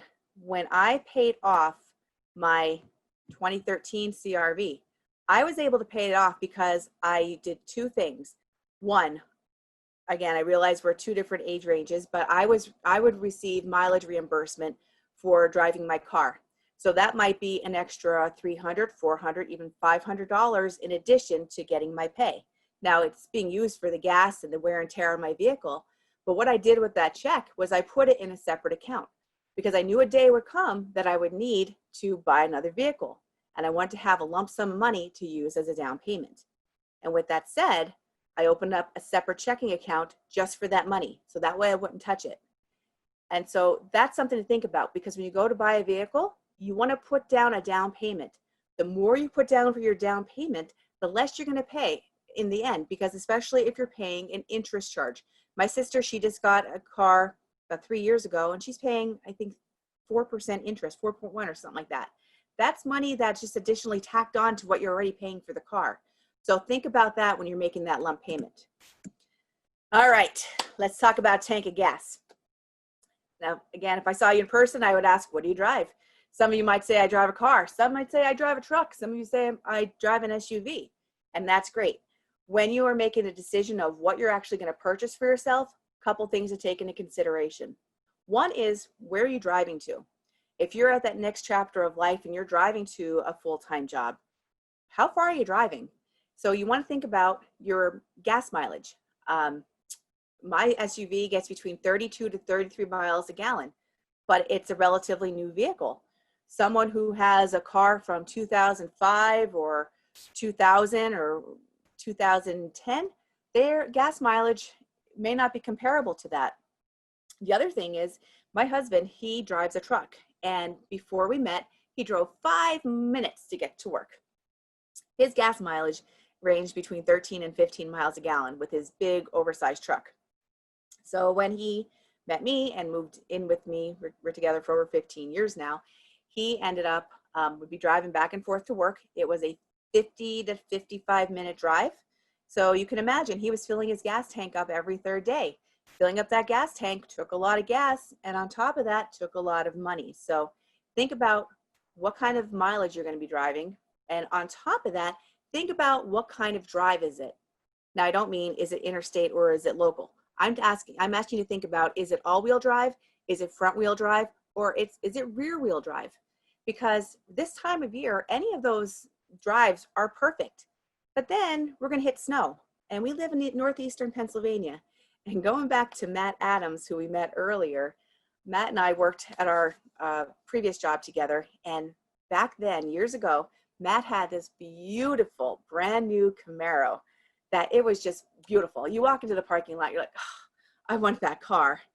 And it really was nice until it snowed. And then when it snowed, where Matt lives, between where he lives and Hazelton, there's a lot of hills, and he couldn't get to work because he had rear-wheel drive, and rear-wheel drive will not go up those hills. So instead, he'd have to borrow his father's truck, and he doesn't have that beautiful car anymore. The car's just as nice, but the Camaro, sweet. So think about that. And other things you want to think about is your credit card. Now, some of you may have a credit card already. Some of you may say, oh, I want a credit card. And we're going to talk more about credit cards in a moment, but listen to me now. Credit cards can be your best friend, or they could be your worst enemy. It's all in how you use them. For me, I use my credit card wisely. If I were to show you my bill, you'd be like, how much do you owe? I owe nothing. My balance is zero, because when my bill comes in, I pay it off. And if I can't pay it off, I don't buy it. Simple as that. There are many things I'd like out there in the world, but I use my mind and when I'm making my purchases. The credit card that I have, however, I use it to my advantage because they pay me back. So every time it's a Chase Rewards card. So every time I purchase something, if I go get gas, if I go to the store, if I even go to McDonald's, I use my credit card because that's every point equals $1. Right now, I have $145 to go and turn in to my liking, get it as a check or take it off my bill. But that's only because I pay my bill off every month. And again, we'll talk about that further shortly. All right, let's talk about ways that you can save money without even realizing you're saving money. It's all about the mindset. All right, let's think about something you like to go to. Maybe you like to go to Dunkin' Donuts. Maybe you like to go to Starbucks. Maybe you just like to go to McDonald's here and there. But think about something you do regularly and then apply it to this situation. So let's say Dunkin' Donuts. Let's say that you go there 5 times per week and you get a small coffee. It's $1.70 a cup. Your cost per week comes to $8.50. Your cost per year comes to $442 for coffee. That's a lot of money. So what if you make this one little change? And the change is that instead of going to Dunkin' Donuts, that instead you go to the Mini Mart. You pay 99 cents for a cup of coffee, have it 5 times per week at a cost of $4.95 per week. Your cost per year comes to $257.40. Just by making that one little change, you are going to save $184.60. But what if no, I am not drinking Mini Mart coffee. I need my Dunkin' because, ready for it? America runs on Dunkin'. Like that? I like my little jokes. Anyway, making that one little change, and that is this. Go to Dunkin', instead of going 5 times per week, go to 3 times per week. Drink coffee at your house. Don't drink coffee. But in the end, your cost per week is going to come to $5.10, and your cost per year is going to come to $265.20 for a savings of $176.80, just by making, again, that one little change. And so let's talk about additional tips on being, you love it, sensible. Yes, additional ways that you can save some money. And here's one. Take surveys on your receipts. Going back to Dunkin', I just went there the other day. The sales girl, she was great. When I go to get my iced tea, she says to me, do you want your receipt? Because if you take your receipt and you do the survey on it, you'll get a free donut. Well, I do this already because seriously, who does not want a free donut? That's like $1 saved right there. So I said, sure. Back in the day before COVID-19, I actually had a refillable cup. And if I would take my refillable cup into Dunkin' Donuts, I would save, I'm not sure, 75 cents or so on my purchase just by using my cup that I bought from them instead. Got an app for that. There are so many apps that are out in the world. You're very, very, very beneficial in helping you save additional dollars. Apps like Retail Me Not, if you're going to a different store, or a restaurant, or like even McDonald's. You can use an app for there, and they have coupons on there. Speaking of coupons, let me show you something. So I like to frequent stores like Ollie's, Big Lots, Aldi's, and the Dollar General. I have a Dollar General near my home. And the Dollar General has digital coupons. And a lot of stores are starting to go down this road. And how a digital coupon works at the Dollar General is this. You go onto their app, you'll see a list of all the coupons that are going on at that time. They're not just for a week. They might go for 2 or 3 weeks. But you put them in your cart and you sign up with your email address and your phone number. So you put them in your cart of things that you would like to buy. When you go to the store and you might find those items, when you go to the checkout, you say to the lady, oh, I have a digital coupon.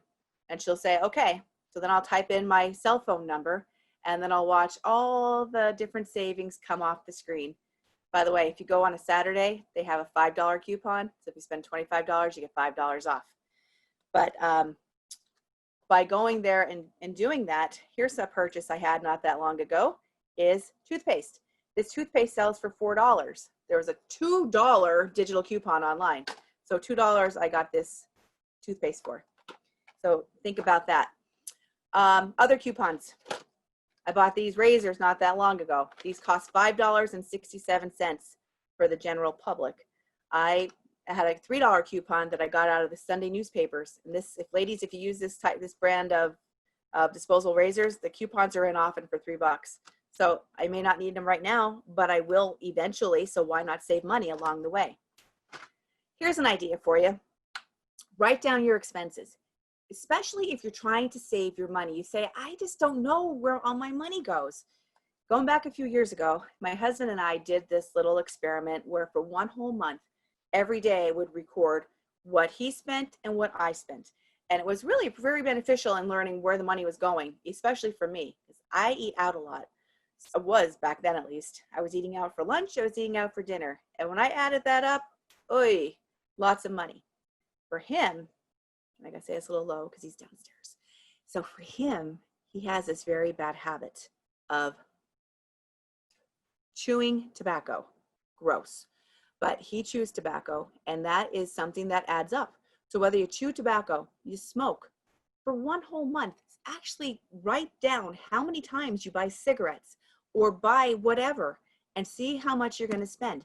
Let's say as an example that you spend, I don't know, $300 in a year. $300 in a month on cigarettes, $300. If you think that sounds like a high number, write this down for yourself if you smoke, because you're going to find that it's not a high number at all. If you are spending $200 a month, for easy math, $200 a month times 12 months in a year, that's $2,400 that you have now puffed away. Now let's do 2 years. 2,400 and 2,400 is 4,800. And that's granted that the prices of cigarettes hold still, because you know when taxes happen and increases in prices happen, they always go to tax the tobacco community first. So think about 10 years from now. That 2,400 in 1 year has now become 24,000 in 10 years. That's a lot of money. So just some food for thought, especially as your life expenses continue to grow as you go along. Sign up for text alerts, another way to save money. BOGOs. Here's something that I use on BOGOs at Ulta. I use Nexus hairspray. This is kind of expensive. It ranges, I'm not even sure now anymore. I've had a little stock up pile of it, but it ranges between, I think, $12 and $13 for a can. So when they have their specials of buy one, get one half price, well, I make sure I capitalize on that. And on top of that, Ulta will also have coupons that you can maybe, if you spend $15, get $3.50 off. So I'll get my savings of my buy one, get one half price, and also the additional savings. And here's a thought. Use what you have. You don't need the latest and greatest. So again, just because the brand new iPhone 11 comes out and you have an iPhone 10, you don't need to go back and say, I need an iPhone 11. No, you don't. My phone before this, I had an iPhone 6, and I extended its life by a year by adding a Mophie case to it, because I knew that eventually the new edition would come out and I'd want it. And that helped me save along the way additional expenses. All right, speaking of savings, let's talk about other things that make sense. Yes, I am this corny person that likes her corny jokes, so laugh inside to yourself and say, oh my gosh, she's hysterical. Thanks. Anyway, shop places that you're not paying full price. Shop thrift shops, Goodwill, Salvation Army, yard sales. When I first got my house, I was overwhelmed at how many things I had to buy because I lived with my parents. I didn't have stuff. I had to buy everything. And one of the things I bought at a yard sale was a brand new stand-up, not brand new, it was a stand-up freezer that he had a price tag of $50 on it. All I did was open up the lid and the guy's like, I'll sell it to you for $30. Well, I knew it worked because I could still feel the coldness, like he just pulled the plug on it. And I had that stand-up freezer for years.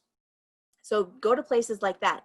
If you have stuff that you want to sell, think about sites like Poshmark. Poshmark, I've been on for about 3 years now. And all you do is you take a picture, put your whether it's your shirt, purse, whatever, excuse me, put it on the site. Somebody buys it, you go to the post office, get the priority mailers because the person's paying for the mailing, and send it out. Easy peasy. I have saved, or I've made over $300 from the time I've been on it, and my stuff is like $5, $7, things like that. Shop sales racks only. Do not, I repeat, do not pay full price anytime. Unless you absolutely need that item, it's going to go on sale. So look for the sales prices. Drink water instead of soda. Again, going back to the days that we go to a restaurant, which now we'll soon be able to do again. When you order a drink, if you're getting one soda, that might cost you $2.50, $3, depending on where you're going. And if you get two of them, so you're not necessarily getting a free refill. So think about a way that you could save is by drinking water right from the tap. And make sure you stock up. Before the pandemic hit, I went to the store. They were limiting water to 1 case or 2 cases. And I wasn't concerned about that because I seriously had a dozen cases of water in my basement because it's all I drink. But I say the stock up because I go to Big Lots. Their water will be $3 for a case. Sometimes it's on sale for $3 for $8. I'll go and I'll get 6 cases of water. And going back to Big Lots, you go there every 3 times and use your rewards card. They send you a coupon for $5 off if you spend $15. So I've purchased cases of water already for $10 for 6 cases. Ask yourself this question: do I really need this? Think about how many impulse buys you do. And if you're trying to save money, refrain from making that purchase unless you absolutely positively need it. Yes, it's going to be hard, but you can do it. Here the cha-ching with a change jar. Put your loose change in a change jar. Let it add up, cash it in at the bank, and see the additional money that you have. Get a prepaid credit card. So that way you're not worried about interest charges. You know that you have, if somebody wants to give you a present, they can give you a prepaid Visa gift card. And that way you have what's on the card and no interest is needed. And save on ATM fees. Do not pay a bank to go and use their ATM machine just because you were too lazy to go to your own bank. Now I understand that sometimes you run into circumstances that you just need to, and that's okay. But if you're solely going to a different bank just so that you don't have to travel 2 miles away, that's being lazy, and it's going to cost you $2.50, $3, $4. If you use other ATMs, you know what I'm talking about. This happened to be me once, and I will not let it happen to me again because I was furious they took my money. You work hard for this money. You don't want to be giving it away. All right, so let's talk about your attitude. Oh, too fast on the buttons. Do you spend less than you earn? Do you save for the unexpected? And can you be a smarter spender and saver? Here's some alarming statistics. By the age of 25, young people are $5,000 in credit card debt. I told you before, I'm really good with my credit card. My sister at one point had $9,000 in credit card debt. And that's not calling my sister out. Things happen. But your goal is, if you start to accumulate debt like that, you want to make sure that you're paying that card off. And that's what we're going to talk about next. 1/4 of students surveyed said they have paid a credit card late fee, and 15% have paid an over the limit fee. So again, you don't want to be doing that. America's personal savings rate is only 4%. That's not saving for a rainy day. Circumstances happen and you want to make sure you're prepared. So let's talk a little bit about a credit card. I'm going to show you 2 scenarios, and the only difference is going to be the monthly payment. So check it out. Scenario number 1, you charge $2,500 for a new gaming system, iPad, and other tech toys. The bill comes in. You're like, oh my gosh, $2,500? I don't have $2,500 to pay this bill. So you see that the minimum balance says to pay $50. Oh, I can handle $50. I'll just put that on my bill. No, don't do that. Because here's what's going to happen. A, pay attention to the interest rate. The interest rate on this credit card bill is 20%. 20%. If you were saving that on an item that you're buying in the store, 20% is great. 20% is not great for a credit card because that's interest that you are paying on the item that you're already buying. So you're paying more in essence for that item. So if you just continue to pay that $50 each month, even though I can't get your ideas, I'm going to share with you that if you decide you're never going to use that credit card again and only put that $50 payment every month, it is going to take you to pay off the balance 9 years and 1 month. Now I know what you're thinking. What? 9 years? How can that be possible? It's possible because of this. When you have that $2,500 bill, as each day passes, you are continuing to accrue that interest. And if you're not paying down that bill, all you're doing is putting money towards the interest payment, and it's going to keep rolling and rolling and rolling, just like a snowball. And eventually it's just going to become so huge.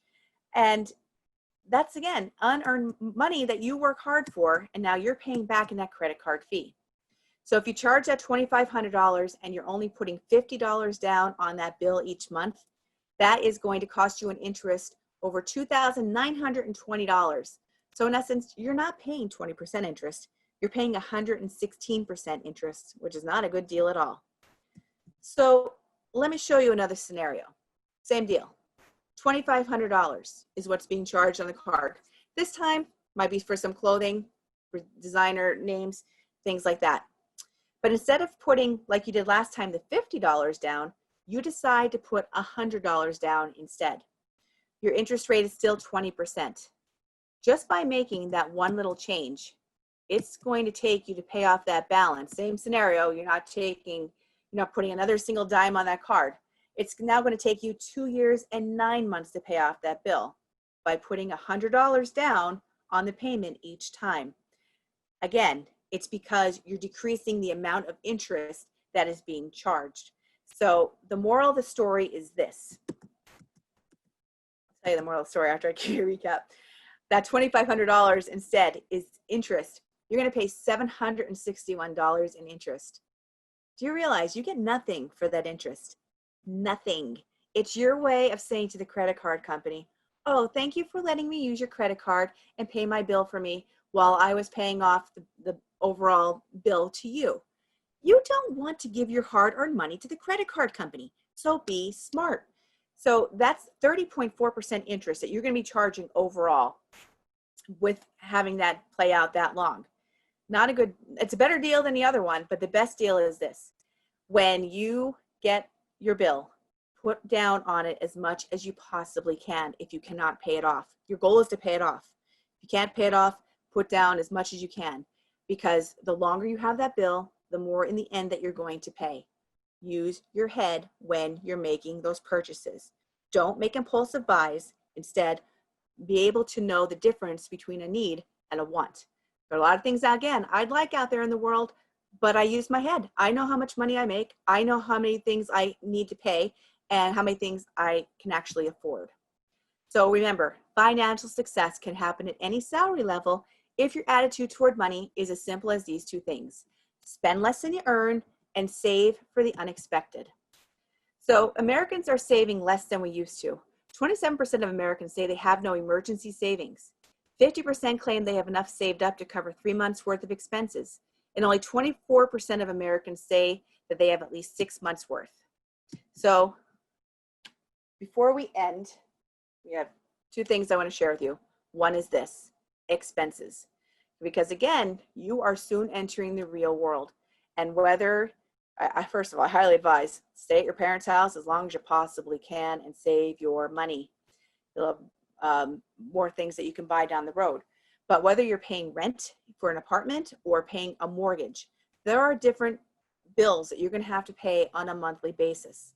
So just to give you an example, just of things for me. I live in Schuylkill County. I live within the Hazleton School District. I have a single home. It is not a brand new home. It's been around for a long time, but it's in good condition.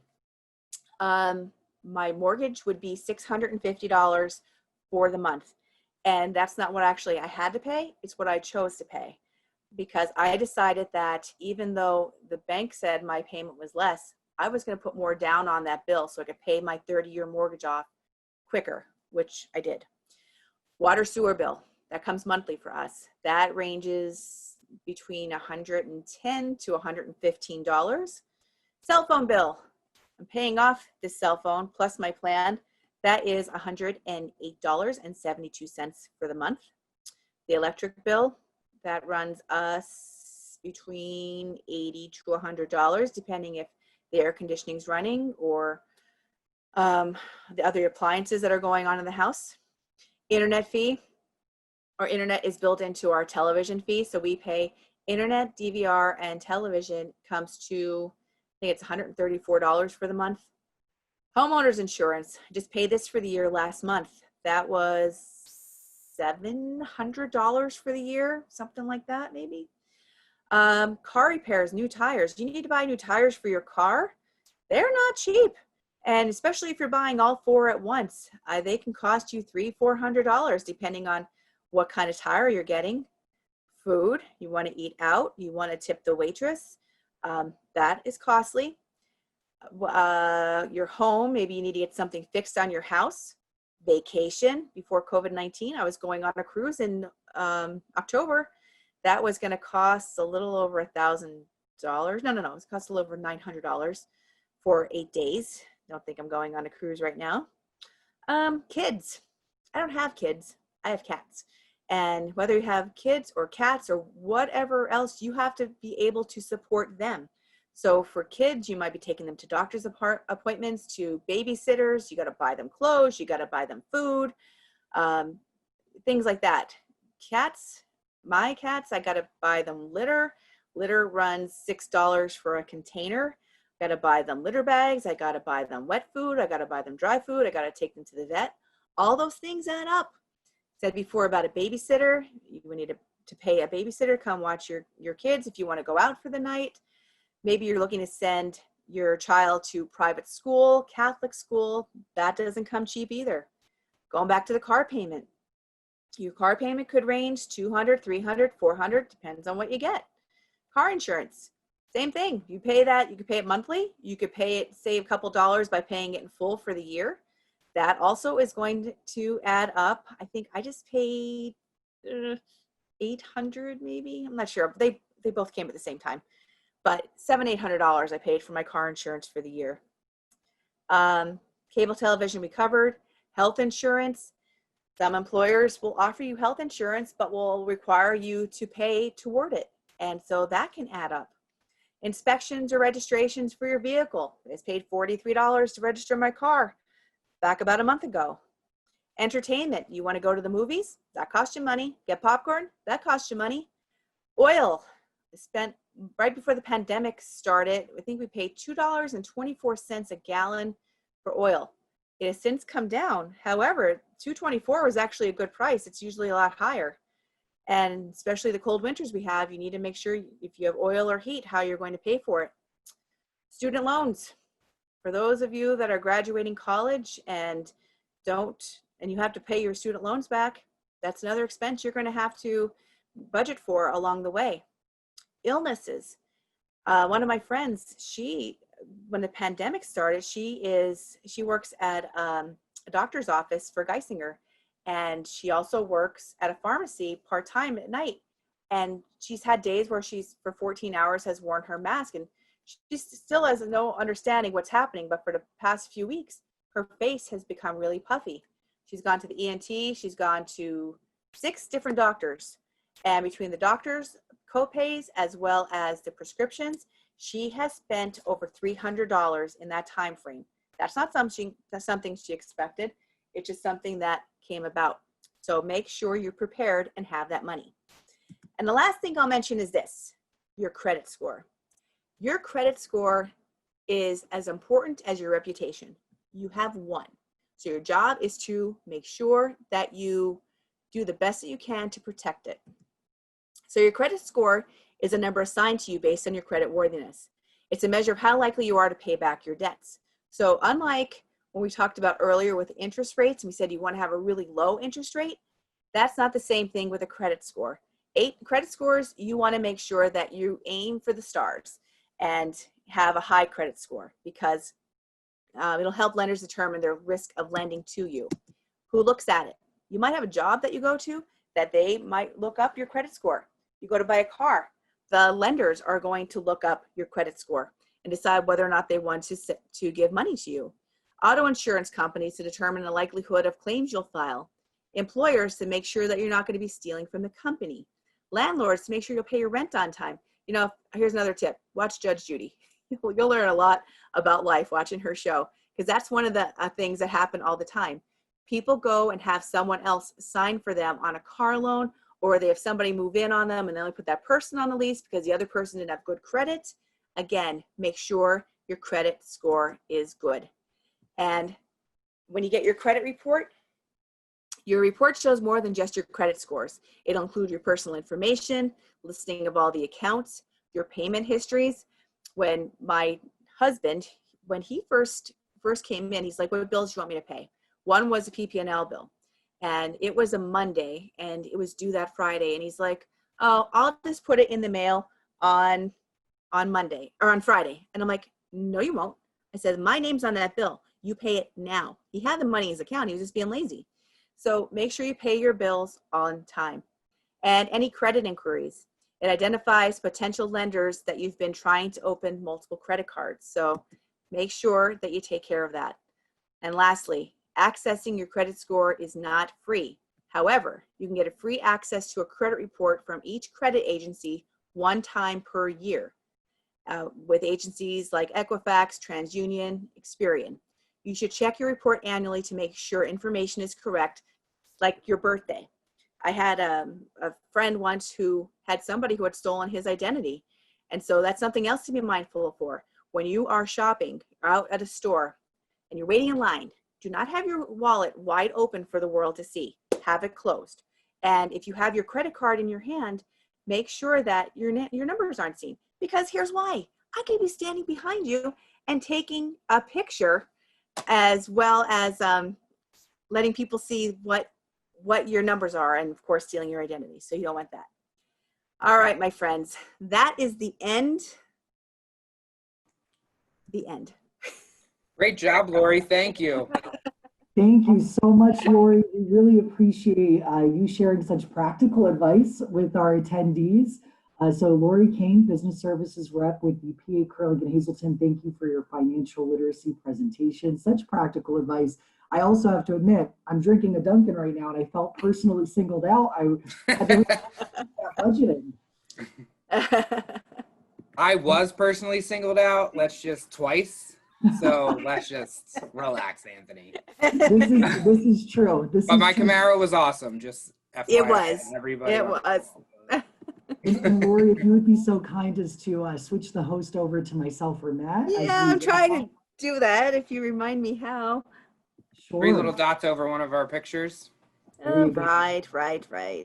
And for those in attendance, we just want to say thank you so much for taking the time to join us. There is a question for Lori. We'll try to get that in right here at the end. Oh yeah.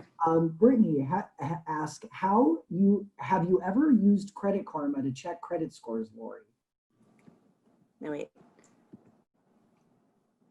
Have you ever used Credit Karma? No, I have not. No. I actually have used that.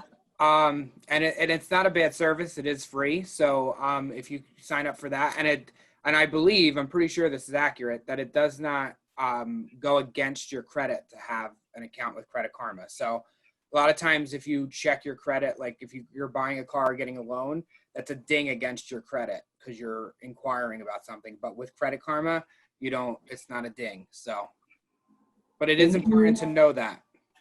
Thank you, Matt, and thank you, Lori. Out of the interest of everyone's time, we're going to wrap up. So for those in attendance, if you do have any follow-up questions beyond today's presentation, please feel free to reach out.